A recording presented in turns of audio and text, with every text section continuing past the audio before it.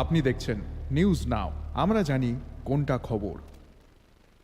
शिमला विधानसभा क्षेत्र में शारदीय दुर्गा उत्सव के अवसर पर जनजातियों के बीच वस्त्र वितरण कार्यक्रम को इसको लेकर राजनीतिक झड़प वहां पर पैदा हो गई। कथित तौर पर टिपरामोथा पार्टी के लगभग 20 से 25 बदमाशों ने अचानक हमला कर दिया, जिसमें भाजपा नेता और पत्रकार सहित कुल 5 लोग घायल हो गए।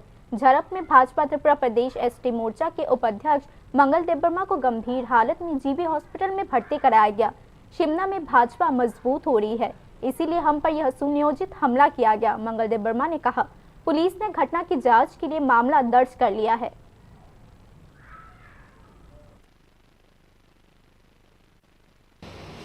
আমাদের একটা বস্ত্র বিতরণ আছে জনগণকে আমরা রিগনাই পাঁচটা এটা দেব একটা অনুষ্ঠানের মাধ্যমে।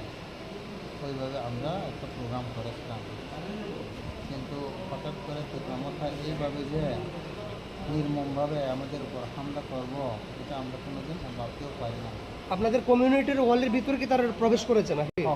আমার কমিউনিটি হলের ভিতরে মঞ্চের কিনারে আমার গ্রাম আছে। কি দিয়ে আঘাত করেছে আপনাদেরকে? ধারালো অস্ত্র আছে, তারপরেও আমি যা দেখছি খনকাই বড় লাঠা আসছিল, লাঠি খনকাইছে, তারপরে অস্ত্র শস্ত্রও আসছিল, আর কি কি আছে এত সব আমি দেখছি। যারা আঘাত করেছে তাদেরকে কি চিহ্নিত করতে পেরেছেন?